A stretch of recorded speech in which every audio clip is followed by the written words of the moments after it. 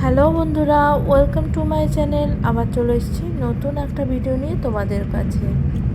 আমরা সকাল সকাল ব্রেকফাস্ট করে বেরিয়ে পড়েছি হোটেল থেকে। এখন যাচ্ছি নামচির দিকে। মাঝখানে এখন আমাদের ড্রাইভার দাদা একটু দাঁড়িয়েছে খাবে বলে।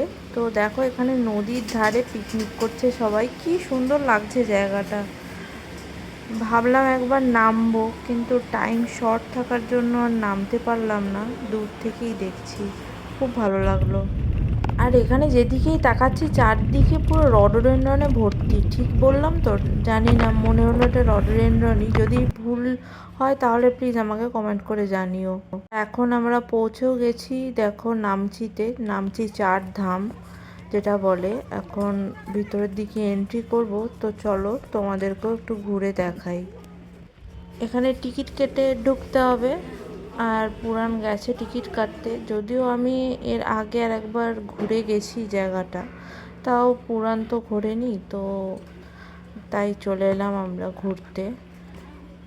আর একটু উপরে উঠে এখানে জুতো রাখতে হবে, জুতো খুলে তারপরে ভিতরে এন্ট্রি করতে হবে। তো চলো এখন ভিতরের দিকে যাওয়া যাক, আর তোমাদেরকেও একটু ঘুরে দেখাই পুরো জায়গাটা। এইগুলোতে যখন ফুল থাকে আরো বেশি সুন্দর লাগে দেখতে। এখানে যে শিব ঠাকুরের উঁচু মূর্তিটা দেখা যাচ্ছে, ওটা 108 ফুট উঁচু।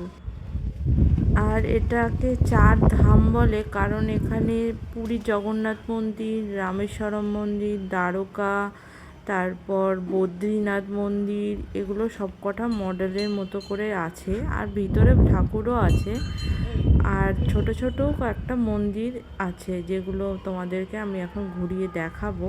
তো চলো দেখতে থাকো আমার সাথে তোমরাও।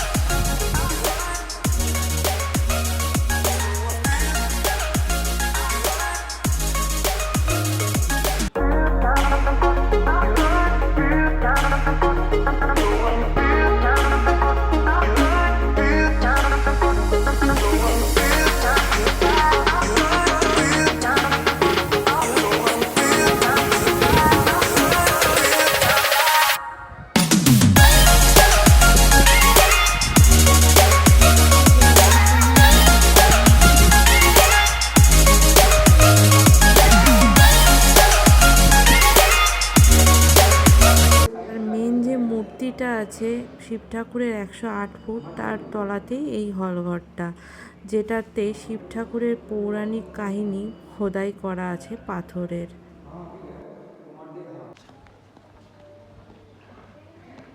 বেরিয়ে যাই এবার। হ্যাঁ, বেরিয়ে যাই।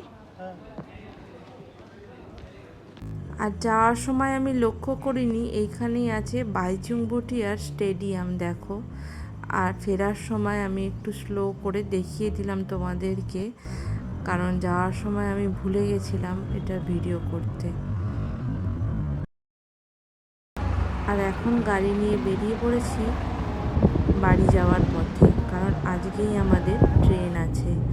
তো পৌঁছাতে পৌঁছাতে এনজিপি অনেকটাই সন্ধে হয়ে গেছিলো।